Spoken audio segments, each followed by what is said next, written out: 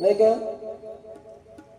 बहीण कुणाची, भाऊ कुणाचा, कुणी कुणाचे सगळे सोयरे अंती जाशील एकले प्राण्या प्राण्या माझे माझे म्हणून.